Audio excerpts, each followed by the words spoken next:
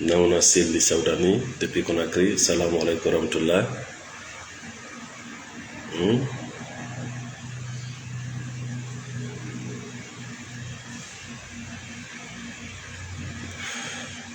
Merci, bonjour à toutes et à tous, partout où vous êtes dans le monde.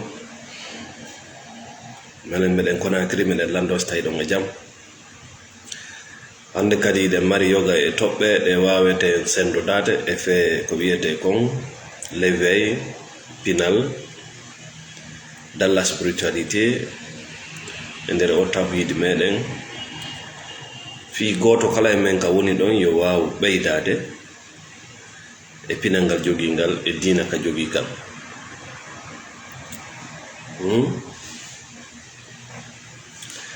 Partagez la vidéo, mettez les cœurs, nous sommes ensemble. Merci à tout le monde.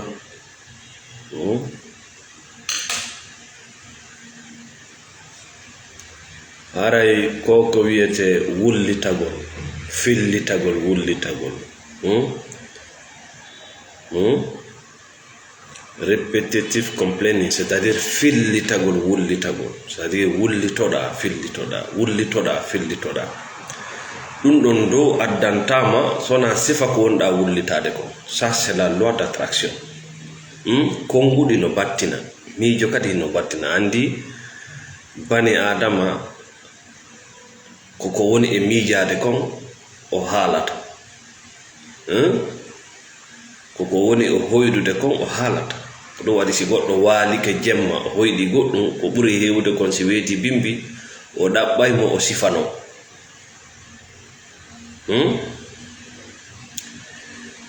Donc wattangol yiila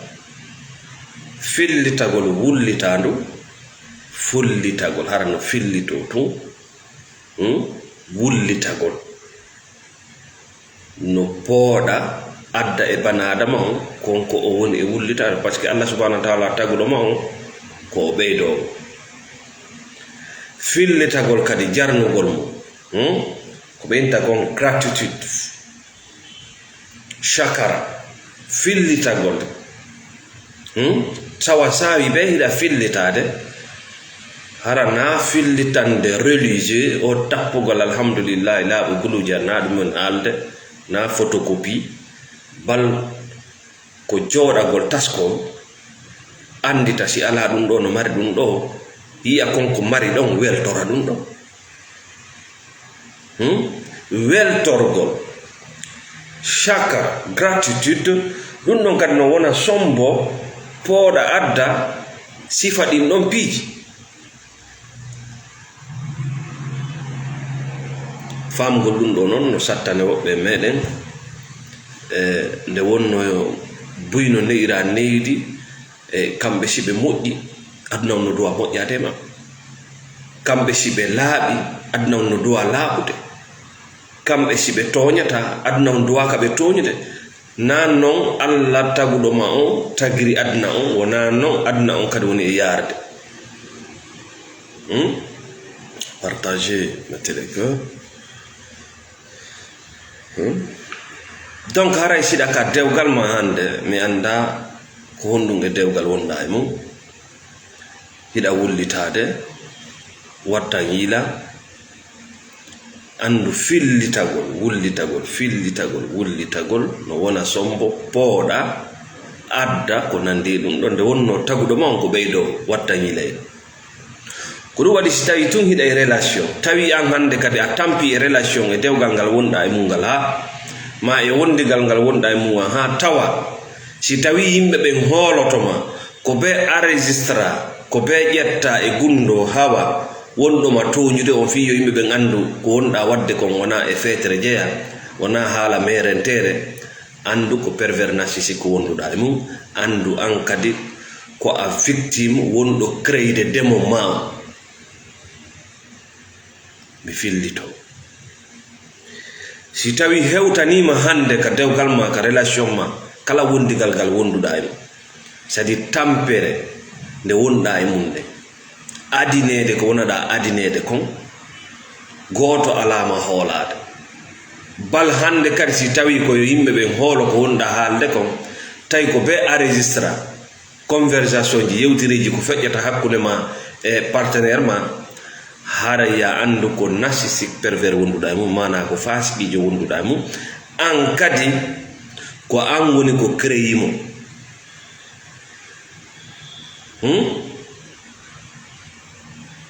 wona ɗo toñede hande kadi bal ko a weltorɗo toñede par ce que ko ɗum addi ya enregistre mo fi yo yimɓe ɓen hoolo ko par ce que déjà an a hoolike ko acide wonduɗa e mum mi tañƴinaki de si goɗɗo jonnima acide a waɗay ka ɓanduma ma a yaray mais ko ɗum wonɗa wadde ɗon par ce que sa anda Allah andinte o andinirte hakkille ɗe o jonnuma ɗen seeɗa seeɗa mais ila ñande annduɗa ila ɗon nawri yeeso Allah accidete e muɗum ɓaymo waɗuma suɓoto no gasa hara no wooɗi saede no wooɗi e ma no gasa hara ɓiɓɓe no ɓurma valeur no gasa hara brikije ɗen no ɓurma valeur no gasa hara kaydi ndima leydi kam no ɓurma valeur sa suɓike goɗɗum ngo yo ɓure tu vas accepter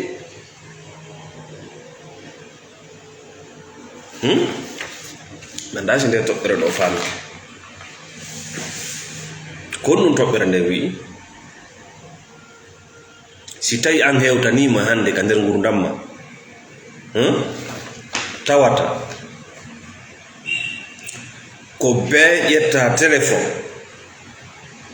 suuɗoɗa waɗa espionnage wondiɗo ma o hendoɗa si goɗɗum waddi on yewtiriji makko ni fiyo ɓe ka yaasi hooloma an on ko a suɓiɗo lettede par ce que ɓe ka yaasi nanna renna foudre de ta souffrance haaju maɓɓe wo ala ko wonaɗa saere bal woɓɓe no weltoɓe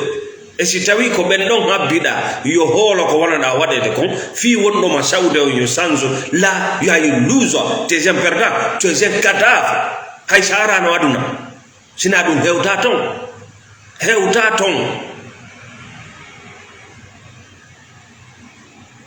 ton kawtiki lanni feeñandema ko pervers narcissique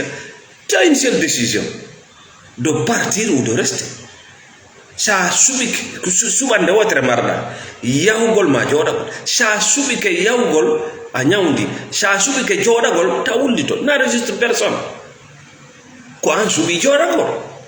min nandi ko ella suɓagol ma jooɗagol mais ko ella ɓawa suɓade jooɗagol wullitagol hande kadi par ce que a wondata e boddi suudu wotol fodde boddino ka nder suudu rewe rewete ɗi fof ndi yalta ma an yalta a yarata poson si tawi a suɓike wondugol e boddi wota noddu faaɓe hende kadi arrête d'enregistrer les gens c'est l'espionnage wala ta jasa Allah yiɗa ɗum c'est très simple koko nandi ko yadata si tawi ɗa wondi e makko peut-être tu as un peu de toxicité ma hara ko an créé on ndemo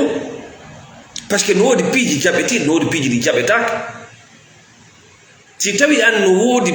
ala piiji ko jaɓata ko c'est-à-dire ala moral ala bandue ala keeri joni o wonti pervers narcissique dans tes mains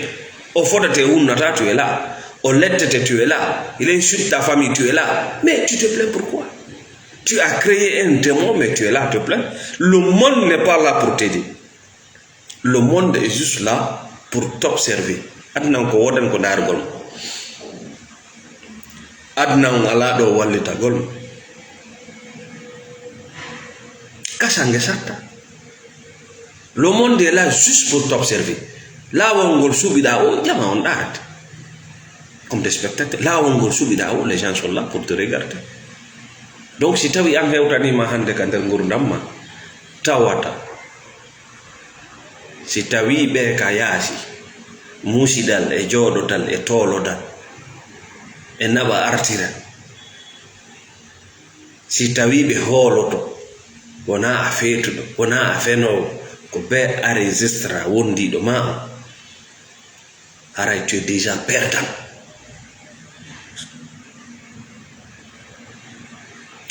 hawki horema là c'est terminé hunde lutta et mako mari valeur en réalité. Vous allez beaucoup m'excuser mais c'est la réalité. Et utaton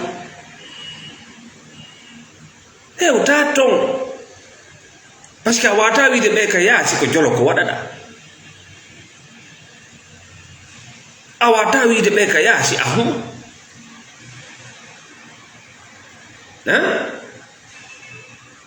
awata wi de be ka yaasi ko ma wadde ko awata mo wadde awata wi de be ka yaasi ko forcé won non no jamfi en ko modia ko bengua ko kayri ko suudu ko ɗum no jam fi'en. La réalité est que hiɗa ɓuttini ko an duwa koye ma duwa fuɗɗade a jeeya hay hunde modi ma no wona modi goɗɗo ɓengu ma no wona ɓengu goɗɗo ɓiɗɗo ma no wawi wiide wona hiɗo suudu ma ndu hiɗa wawi ndu perdude bimbi goɗɗo mais hiɗa ɓuttini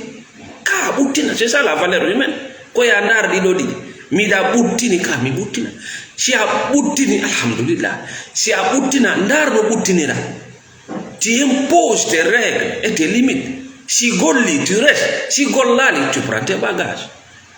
c'est très simple que ça. Donc ara wi répétitif complaining c'est-à-dire plainte ji hara no fillito tun no fillito a yewtidi e kawtal ngal ça n'a pas marché a noddi famille on ça n'a pas marché a noddi kammungu ça n'a pas marché a noddi cernoɓe sanna gollaɗe mais quelque chose doit clocher dans ta tête wona on ɗon doit changer wona ɓe ka yaasi doit ma changeande c'est toi qui dois changer no ƴettu pièce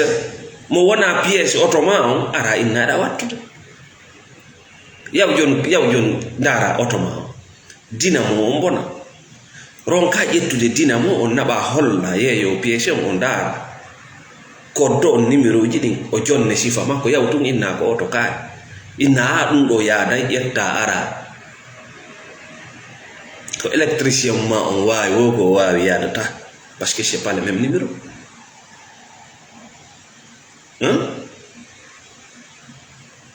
no heewi ka sikketen hiɗen tooña mais hara ko enen woni toñude hoore men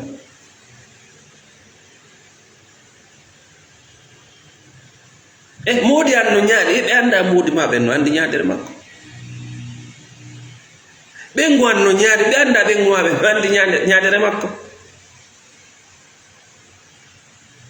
lanndo amen on no ñaaɗi mo wona e laamatiri makko no anndi ñaande makko ɓe ka diina amen inni komin hunde kaari si tawi a reconi saali ɓe ɗum tambinte c'est ça le problème de goɗɗo ne na kaari ko kaariji kaari ko no ko an teddinimo ko an wi ko kohojo ma ko hatta o yeeya o yeeyete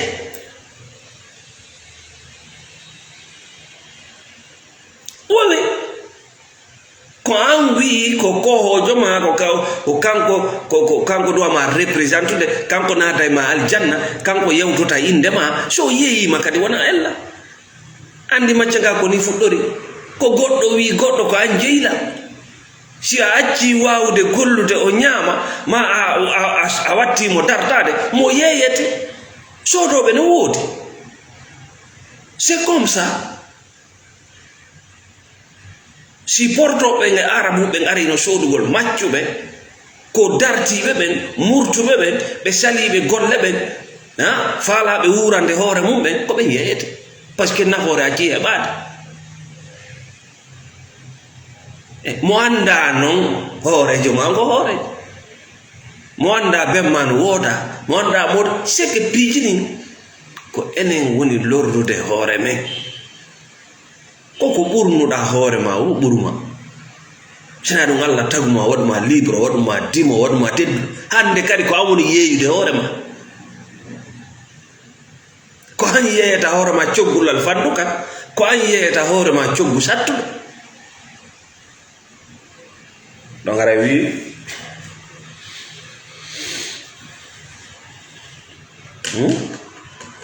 repetitive complaining haran c'est-à-dire wullitango fillitago ɗum addata sona konkonɗa wullitaɗo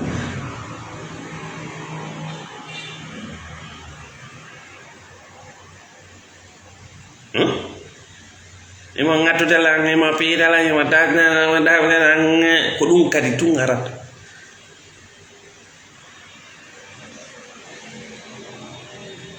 e si ngati ko ngatata ko wattana yila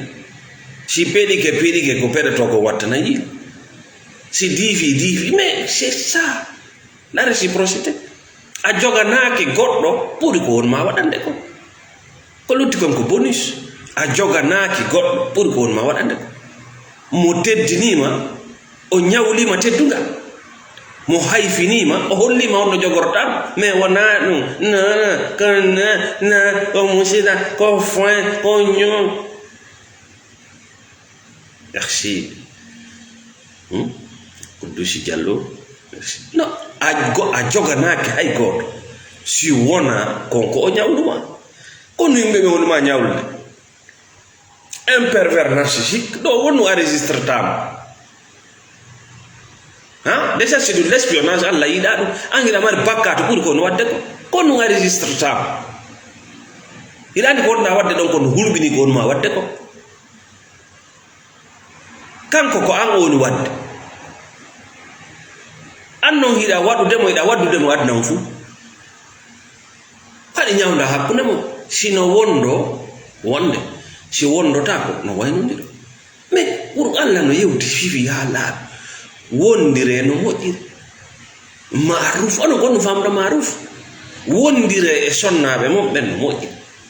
wondire e modiɓe mon ɓen no moƴƴiri si kadi kono lawa fawma wiwde si tawi kono boniri wondirɗo ɓoyni wata wondu ko leydi ko biriki ko kaydi ko ɓiɓɓe ko avion ko dewgal so faali ka so faali jokku ɗon e registre gommo ha mo ware kasanga satta DKS Amadou Malal Fafaya merci so jagisa donc aray ko won ɗum ari si tawi hewtanima bandirawo si hewtanima musidɗo gorko tawi ko be a registre yetta téléphone mum suuɗoɗa wujja goɗɗo hawa makko on a perdidi mumangu a wodaka wona a bani adama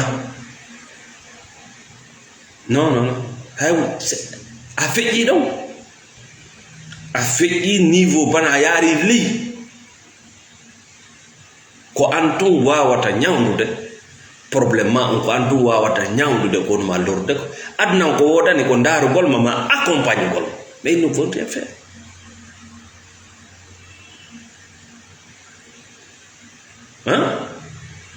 no mbewa hiyete woni si naata tawa heƴe kala ko woni rewde hoore ma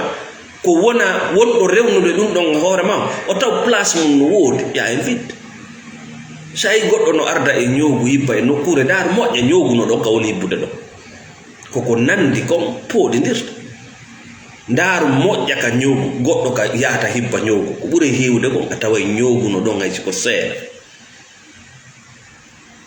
eɗa jogii ñoogu a tawi nokkure no laaɓi poyi a hersa hibbugol ɗum ɗon mais so a tawi ñoogu aɗa a ɓittaaki hibbugo eɗa jogii ñoogu ari a tawi poubelle a tawi no weli hibbude mais eɗa jogii ñoogu nokkure no laɓɓina ha moƴƴi a wata hibbude par ce que ça n'attire pas ko honɗum waɗi siɗa wondi e pervers narcissique voilà la question ko par ce que iɗa mari patanji iɗa mari franji iɗa mari caractére ji ɗum wonɗimo pooɗude ko ɗin duwaɗa ñamdude ko ɗum ɓe nata thérapie iɗa mari jikkuji hay sa seedi e makko ko sifa makko kadi arata merci Alain Ba je répète merci David Pamer l'infatigable ko honɗum waɗi jogitiɗo ñowgu ɗaɓɓitay poubelle les pervers narcissiques c'est des personnes toxiques les pervers narcissiques ko ñowgu an wonduɗo e makko ko a honɗum Vous allez beaucoup m'excuser, mais c'est la réalité. Un pervers narcissique, un PN. Quand vous onyo, tadi ko toxic wala nafor. So inni mo yiduma ko flash, love bombing, kaka fudode. So sa gaini wonde dependant awata wonde bawa makalani mo yidude. O yaltina do visage mako mo sae. Ko wari si mo saoudema. Voilà, c'est là la question. Qu'on voit des gens qui ont des poubelles.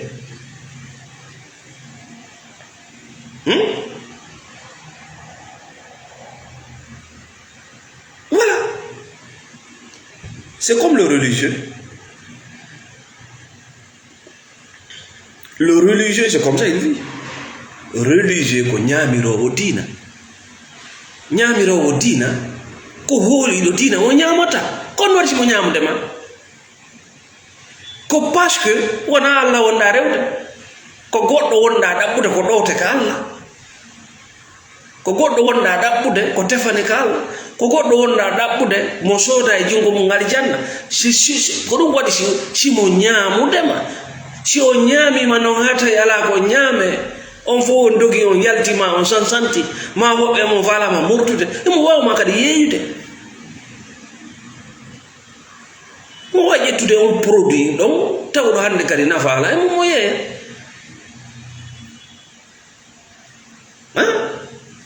sa dogini do auto wala tay bodi sonja on budi nyando e ngandam ko no wadata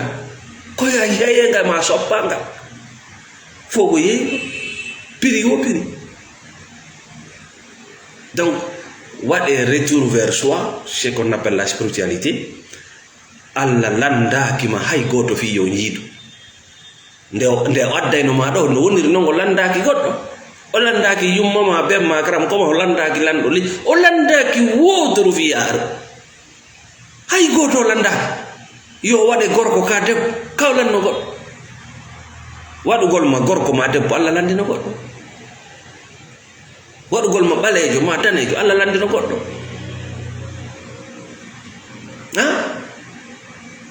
timmingol de terma o lande ko honnu landantuda goddo fi Allah ko honnu an landantuda goddo fi Allah ko honnu dabbanta goddo biso hakkunde ma Allah ko dum wiyete mushrik shirku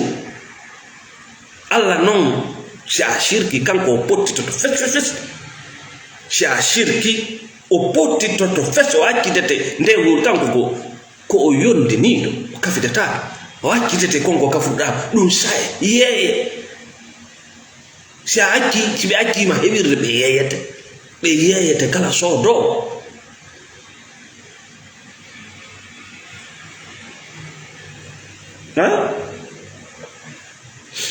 c'est comme les coxers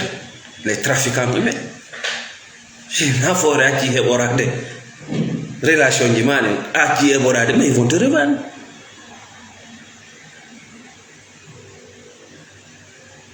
Donc, et oui, répétitif complaining,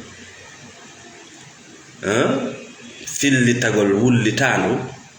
addata sona konkon da wullitade do. Himo piidelan ko piggal beydoto. Himo yennudelan ko yennore beydoto. Himo anyilan hara lawol ngo wonda haalirde dum don ko wullitagol parce que yewtugol e wullitagol na goto yewtugol ko bawa ettude action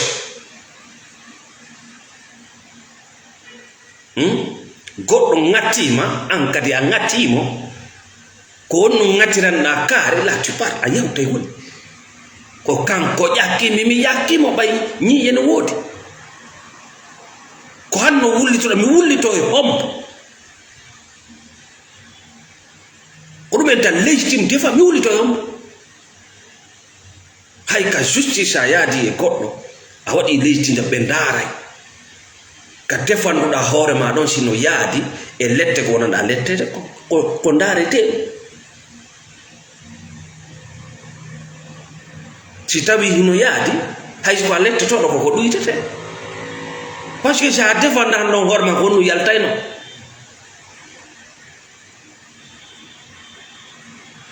ko c'est ça ko amma daroɗa yeeso juge yo amma yaha kaga muruji c'est toujours comme ça donc wullitagol e yewtugo wullitagol ko jaɓugol toñe hara no ɗon no ñuñunnade kono sa wawata dartade ina wawi yawde o moy si jangotta kono ɓaaro e ɗum noon kadi a wawata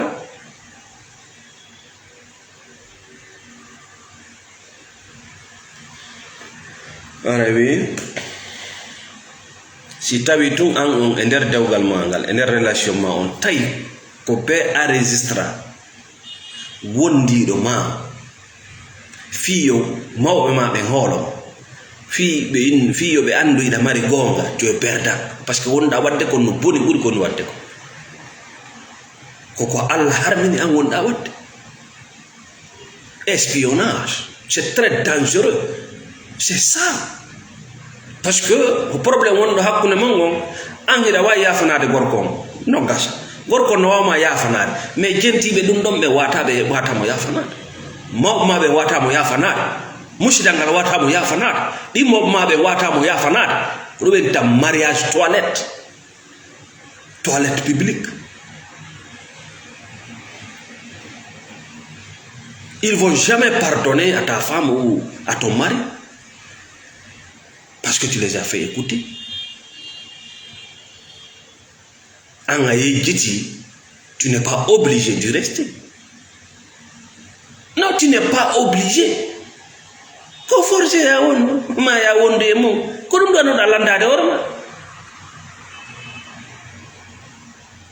kon wadi sida nande ko na alde ko kon wadi sida wadede minnuma une fois la ni andude lawol ko honnugol way sa yiyama e maggol se ka subi atto andude a feletake kon wadi a registrement ko bay andi kon wadde kon na ko mo kon non jodan to da bay moja ko fi biddo tokki biddo no burma ko fi birikije den no burma ko wete asfala safilin Allah tagimo jonni ma darja bani adam ko suboto jona fi asubota sa ibi ka sube tebe awoni dabe ko nafa on dum marda ko yimbe ben ka yasi yo holo si be holo ko nafa ça va changer le mec ça va changer madame ça va changer ton boss mi holaki si ko dum hanno changer ko nafa on marda yo goddo ko holo mais kanko anko onda wadde kon est plus sale que ce que lui fait an ko hakku mo woni anno nga yetti anabi adna fu problème jimani wona problème aduna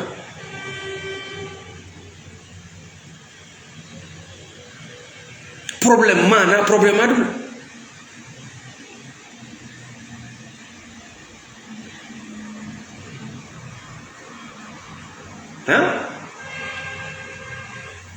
on no hewtinta ɗum ɗo banadama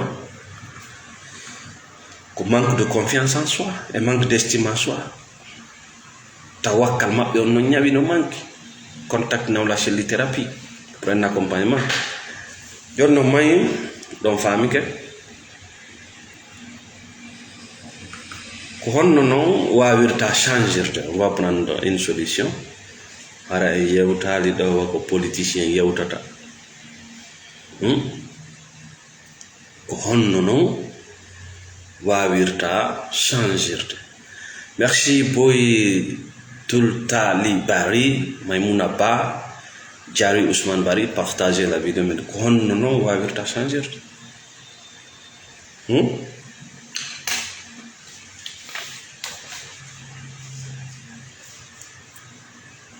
Quelles sont les solutions qu'on nous a tirganga?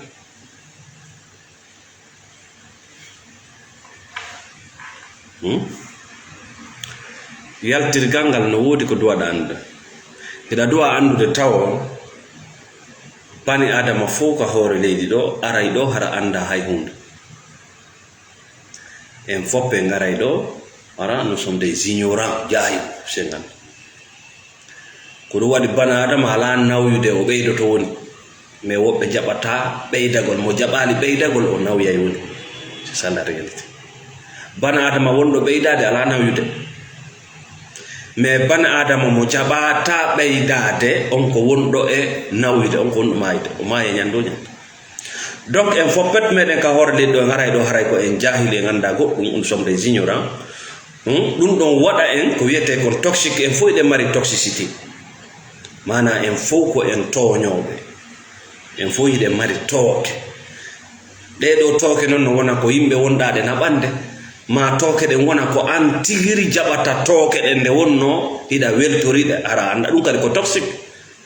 toñugol ko toxique jabugol toñede ko toxique fo ko toxique fo ko toño won il est toxique wat opéré jabugol toñede ngare mo mari pouvoir en lui de se défendre on kadi ko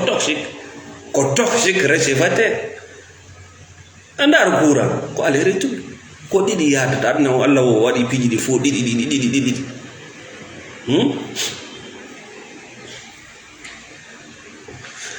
foppide wawi wonde toxique ade moƴƴo hande sabu piiji ɗi o rewi e mum jamfaaji lorraji mo wawi wonde kanka toxique sintere yurmede o wona toño wurɓini bonɗo hanki no wawi wonde ade moƴƴo c'est ça l'être humain enen en change ayiɗe mari so pouvoir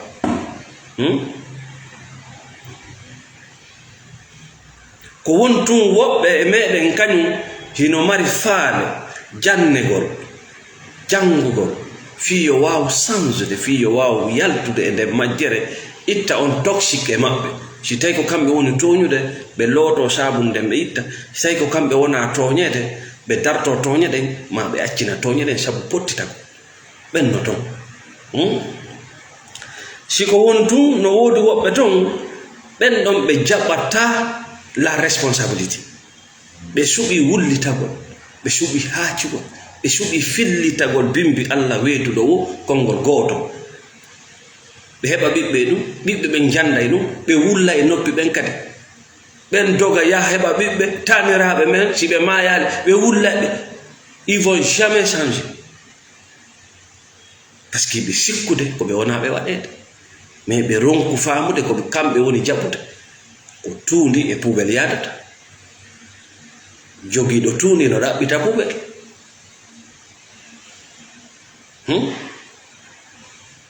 hay poubelle ka o jodi do so ittama don o lotama ha o laabi o pentirama façon go inde poubelle ittama makko jogido tuundi on si ari o denjoto taw o waday joy ja ko poubelle kana poubelle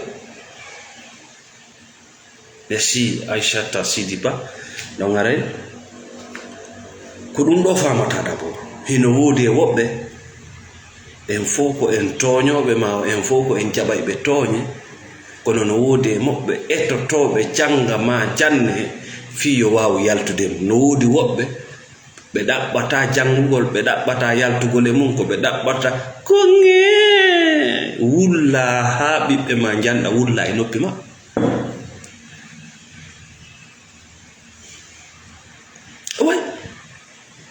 anda konkonda wullude biddo noppi ma a wada e mo woni kankade wulloro ko dum kala mawdo ma fuddi do ma wiide e noru ma mida wada lando ma a wata no wadude webe wondo won mawdo man wondo si ari wulando mo si tay wadudo mo ko hondum o mari ko kanko mara hida mari juude mo mari juude hida mari yiye mo mari yiye hida mari koyde me ko honnum wadi hida wadede do ya wiude himo tonya no yurmi ko criminel joni ndari ko waduma mi yottantoma landi hore ma ko honnum ewtini mo dom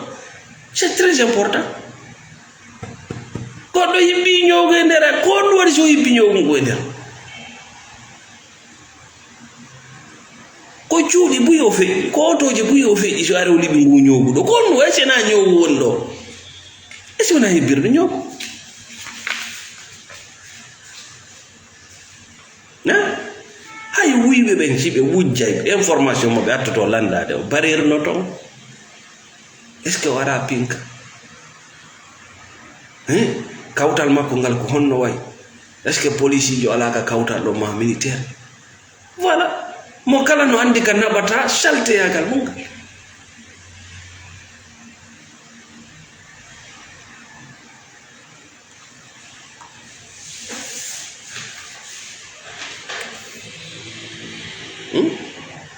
ɗimon ɗum fiya wawo change de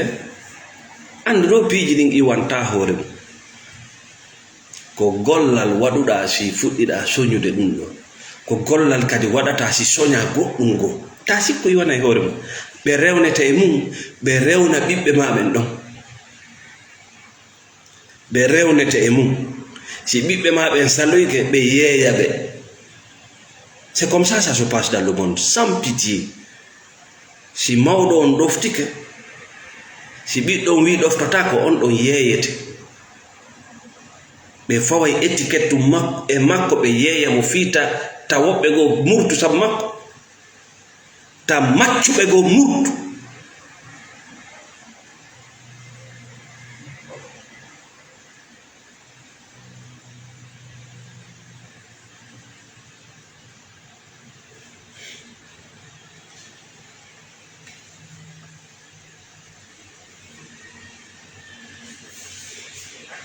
wullita ko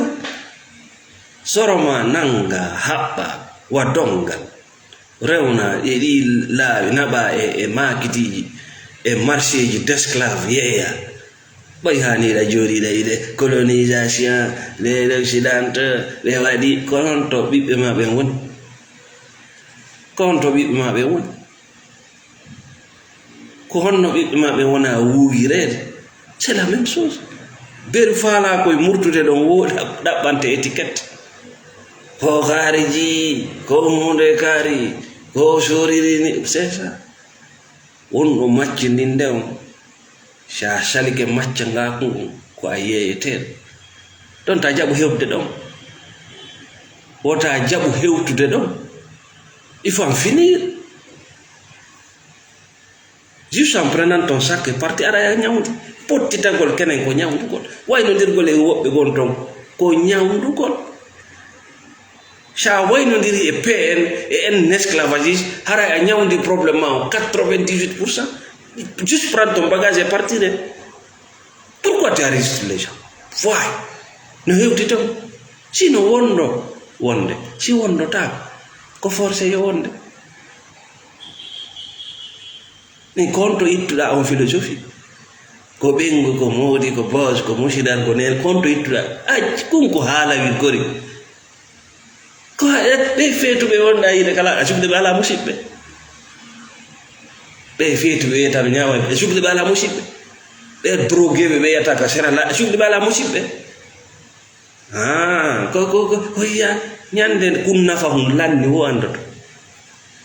bonu ɗon ha batirire mande nde vida nde lanna andoto siɗa mari moodi ma ɓengo ma musidɓe andoto tuma batiri ma kun lanni anda par ce que fonte fonte si ɓe yeeyi sodo heɓaki ko ɓe yiyata ka laawi ya personne pour acheter wota jaɓu yurmede ne ne'iraɗa nden wota jaɓu nden yurmede haɗama wallingol keeri si nden yurmede ne ne'ira ɗon haɗima wallingol keeri haray ko an woni yeyde dimo man andu yurmede ne ne'irana nden wona yurmede wona yurmede Allah ñande wono warde mo halkude la sukureɗa ɓuri mo yurmede o wallin keeri sa lumbi o luubo ko ɗum woni hala ko Allah wallini keeri o innita jeeno sa jeeni ko yiɗa to wo ko anda o ta wujju sa wujji ko yiɗa wo ko anda o ta fiimu drogue sa fiimi ko yiɗa wo ko keeri Allah wallini o ta memu riba sa memi ko yiɗa wo ko anda nunɗu ka ngenguma sa nunɗali ko yiɗa wo ko anda ko keerolal anda ayida yurme ɓuri Allah yurmede ne ne'iranande ko yurmede maccangaako ko yurmede maccangaako par ce que a tawaka kala yurmeteɗo tawata mo ala keerol c'est un con parce qu'ils vont exploiter ça. Les personnes toxiques ko dum be gollitirta ko sympathie ma on be gollitirta be lanna fi ma pet ko be wada kerol ay oto wal si doga ngal mari fere e say an ko aslater tun jogida hawto fokkutuda hakkuna ma yimbe ben kere nga foray nay bloka efasa sanza yalta anga widu ngala ko ida yurme de hon ma janga ko dun ne kon ko fi yobe wade lampu kert ko fi wata habo wata ronku sibede to nyete yurme ko alda e teddingol hoore mum dum do nabay tun e ko wiete kon sabotugol hoore mum yi'ugol goddo ko musiddo ma yi'ugol goddo ko nene goto ma yi'ugol goddo ko wondido ma ko modi ma yi'ugol goddo ko donc iya din sabuji dam yejjita ko wona da sayede ma wona da toñede ko e bete ke kamade modi ma kanyum andali e bete ke ko bengu an wi'a e bete ke ko modi e bete ke ko bengu ma yale e bete ke ko modi an ayi e bete ke ko bengu bete ke ko bibe si anga het abuttinade a jamfike bib mabe si bib mabe ngurali e buttu be wuri e toxicité a jamfike parce qu'ils vont passer toute leur vie dans la souffrance le chicade non faut c'est rouge harana rouge il y a des paradis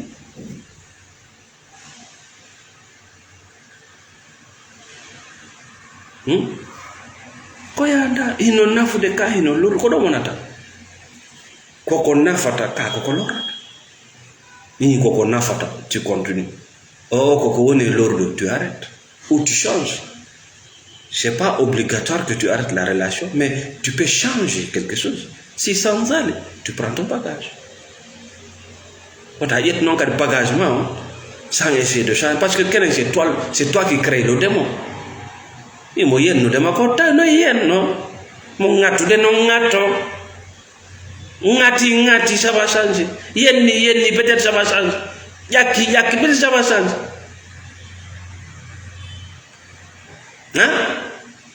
di nyogo ngoli wi kander puwe si pubelo jetno nadi ka hundu ko makko ça va changer di nyogo ali wi nder pubelo jetti nyogo nadi ka nder hundu ko ma je crois que ça va changer. Mais I know me da huli wata warani ahida huli won be der jahannama no hula ko do yurmi quoi tu es dans l'enfer tu as perdu won do der jahannama ko no hula malaika hulbinere da malaika je hombo tu es en enfer déjà tu es en enfer ida hulbinere de kadi yite ko yite on ge bur dum wongol tawa buttina wondugol avec l'insécurité hulugol wondi dum hulugol certika ça c'est quelle vie ça on connaît ngurdan no wurugol fi soud fi biddo fi kay fi kyo fi cha ça c'est quoi ça konu ngurdan ka kaydiri bure ma brikire bure gorore bure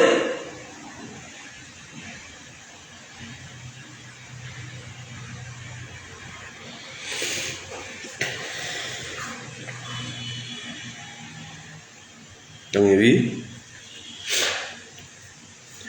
solution yaltirgal tatabanga merci Alpha So yaltirgal tatabangal si bana adama no fala change de mo sanze kala mo yida o jabali waylagol o sali pouvoir on no jungo mako kala mo yiwda o sali change gol ta sonjito o subi wobbe no subi lettede parce que mo huli goddo dum enta dépendance émotionnelle ta jawo wa nawna sen si ari si yehi si no don si ala don je m'en fiche rodi banadama ekkito darana gol ngurna mara c'est très important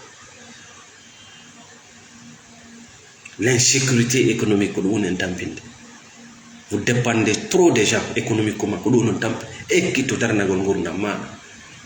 Personne n'est là pour toi. Ala giɗo sona adduɗoma ɗo on, ala giɗo sona taguɗoma. Ko lutti kon fof ko wondiri on c'est des intérêts. Ɓuri ɓe ka laawi kadi no mari yimɓe. Les fous que tu vois dans la rue là, ils ont des familles. Si a waɗi ɗon yaara dépression yaara ha pon fiilum kun taƴi a wontiri e wa ɓeeɗa ara gaynaka.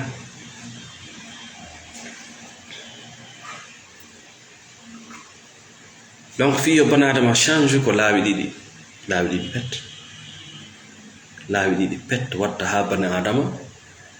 heɓa gurdam newiɗam. Ara nun ɗum bana adama on ko yo jooɗo o miijito o pottito kala ko wonmo lurde, o serta kala ko wonmo lurde, o yaltina kala ko no wayiwa nder suudu ma ndu. Hande nder suudu ndu wonɗa ndu piiji boy no nder ton heɗi lorudema par ce que ɗi alama nafde. Hay sino waaliɗo si tawi ala gollitirde concol paɗa panim téléphone kala matériel, si tawi an ala gollitirde c'est que no lorudema au moins no occupe place, no occupe place ka goɗɗum ngo duwa no wonde ma ka hendu libre duwa on. Donc ko riw ko yaltingol yaltina ka gurdam ma kala ko tawi ino lorudema. C'est-à-dire kala ko luttoy ɗon a ɓuttini ko non natirte kadina. Sa wi la ilaha illallah a yaltini kala ko yete Allah hoy fenande ho. C'est comme ça. La simplicité ko riwugol ko fittugol. Piiji buyno tampina yimɓe ɓen, c'est-à-dire ko goɗɗum ari tawti gurdam maɓɓe ɗan ko dowa ka wonde ɗo. O fiili ko yiyata si koro ni courant o feƴƴata, ɗe otoje ɗe yiyata piiji buyno tampina ɗe ko tuundi pièciji ɗin ko tuundi ɗin ƴakkata bonna. Sadi ko hunde no ton nde dowa ka wonde ɗon. Ɗi ɓalli men ka cellal piiji buyno tampina ko piiji ko microbe ji ko pathogène ji ko bactérie ji woni arde naata ka ɓandu na place majji ko tuundi. Donc laawol go fiya yaltu e tampere ko ya ndaaru ara na ndarde naafigan kaaju, ndarde authenticité laaɓana wonki ma yaltamiɗa wiyamiɗa wi naniɓe wii. Est ce que no nafudema duuɓi jeeɗuyiɗa e o konori ça t'apporte quoi? Duuɓi jeeɗu kumpiun no waali ka nder suudu ma, ça donne quoi? Mirangi Baba Guida depuis Féroce et Couture, Tchonchele, Nyolle, des relations de merde, ça t'apporte quoi? Yetta impiji donc Tchoncholi Tcho yaltina ngurnam. Ko luttata kon ko wonde na for. Bon donc lawol di mongol ko concentra nagol e kala ko na fayma. C'est-à-dire yetta hakkille maɗe tentina ɗum non e ko wondama e nafoore ko wondanama e nafoore ko iwana e hoore mum. No wayi ɗo joni tu as deux relations, iɗa mari jaatigiɓe ɗiɗo ɓe fof hiɗon nabidi, mais a ndaari a tawi jaatigijo ma A on no wondama e nafoore, jaatigi ma B wondanama e nafoore. Donc ƴetta relation ma on concentrana e A. Si A noddima jaboɗa, si B noddi a jabota. Si A invitima yaha, si B invitima yahata, automatiquement B iwana e hoore mum.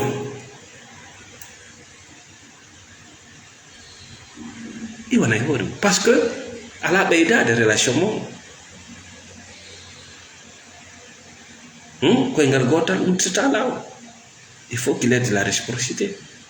c'est-à-dire solution du monde, c'est de se concentrer sur ce qui est bon pour toi. Naturellement ko moƴƴa kon détache mais wona ɗum de ko hiɗe en andi ɓuri Allah taguɗo e ngol, par ce que buy e men ko yimɓe rewata. Nene wi, baba wi, koto wi, musidal wi, e siraɓe wi, ceerno, ko ɗum woni religieux diina yimɓe. Buy naatoya yiide naadoytaɓe yiide sona ɓemɓe woni rewde. buyi moto yamal giyama jokka yimbe haka nder yite be naata kay be lando konnu ngaddu maga kare mi jokki be na wanato onata fuddo wulde o ina mimmi nami wa jokkandi ange golle ma mi golle o inna no Allah beyda mo le talle na feti no wodani goto kala mon ko gol ulun sana jokku hore ma taw no wata kasle sa jokkal hore ma wata kasle sa jenta ki wonki mak ko honno bium won kum ma jakkude ya ala ko wawda ko dum woni a hutike Allah tagudo ma Allah wiya hida gayna wiya mo gayna musidangal fottani kasande satta si musidangal nyami si be dani ka hoyni alors c'est de la démagogie no mojjama wonemu mojjanama dabbu yaltirka daro sino sans il faut choter une seule décision peut changer ta vie ce matin décision goto onno no wata latade sona aru e darja bani adam ko bani adam subotogo dammol subota ara e taw ka darja bani adam sa hewtali on niveau il faut contacter na machine a hewtay don ta parce que sa hewtal don hebata cuuca aduna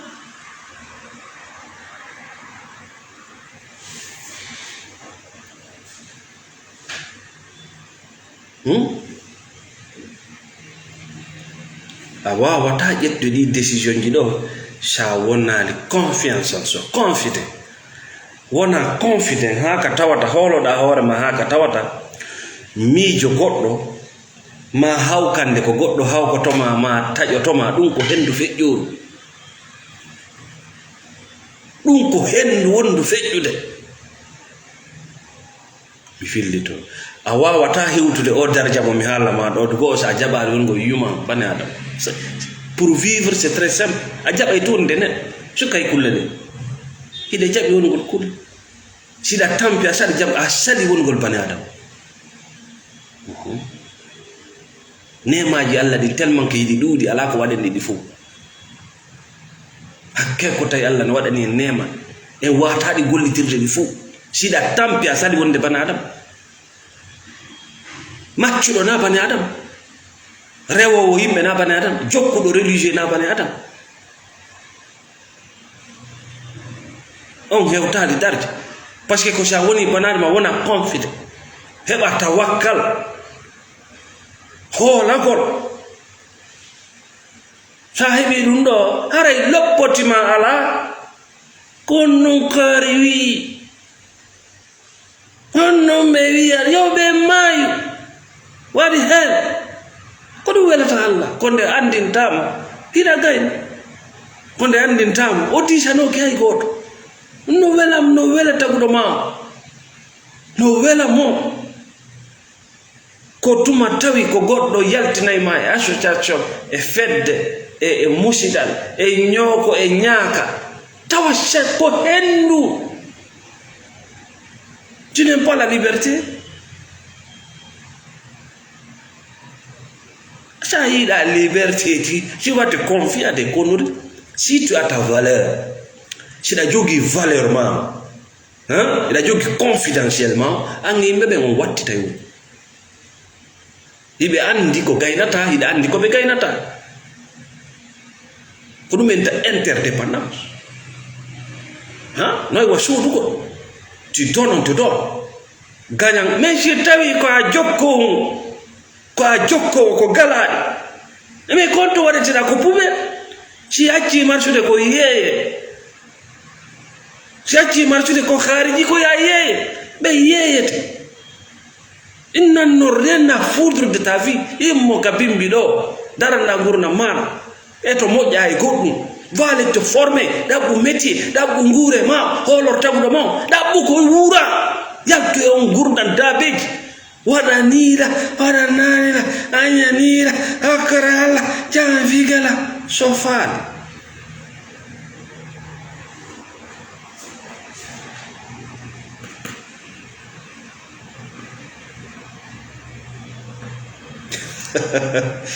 Merci Mamadou Adama Sow, merci Malal Fafaya. Donc ara galanno de hewtere men e wi ci tawi an hewtanima tawa ko enregistre yimɓe ɓen fi yo wonɓe ɓen ka yaasi hooloma a iwi e darja bani adama ko ley arduɗa ley ala noon haalde lemu ɗo si tawi noon hiɗa e mum a andano min nawna selli mi wi'ima yaltoy fi honno ko sifa ɗum tum ɓeydoto konko wonɗamo enregistrete ɗon ko sifa ɗum ɓeydoto par ce que hiɗa ka répétitif complain hiɗa sikkude ɗe ka yaasi gaynanti goɗɗo jamais sa daranaki hunde nde darata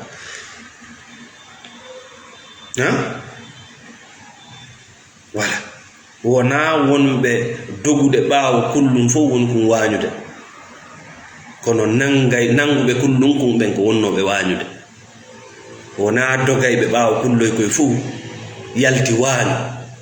kono kala nanguɗo kullum kum sikki ala harimo wañude kum donc ko remuɗa o soñata Allah ma on ko ɓeydo c'est toi qui crée ta vie c'est toi qui crée ta vie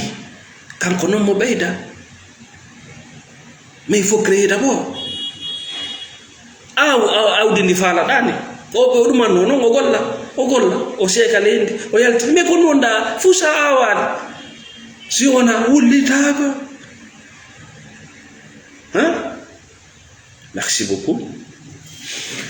ora meɗen salmina meɗen weltani kala ƴettuɓe tammu jenti page Nawna Selli merci Mamadou Diang Jewre Ba Maymouna Ba merci beaucoup meɗen weltani kala wonɓe sponsorde o page amen ɗo wontiranɓe Laguine wontiranɓe États-Unis wontiranɓe Angola wontiranɓe France monsieur Salou merci beaucoup chaque fois tu nous écris meɗen weltani monsieur Thierno Diallo depuis les États-Unis Bamamadou New York Thienab Sedi merci beaucoup weltani Dansoko Mamadou Chouri depuis l'Angola, le grand opérateur économique. Merci beaucoup à tout le monde. Weltani kala honɓe men windande, kala honɓe noddude, kala honɓe andintinde, komin jokki komin en kafi. Merci Keita Ibrahim. Salam alaikum wa rahmatullah.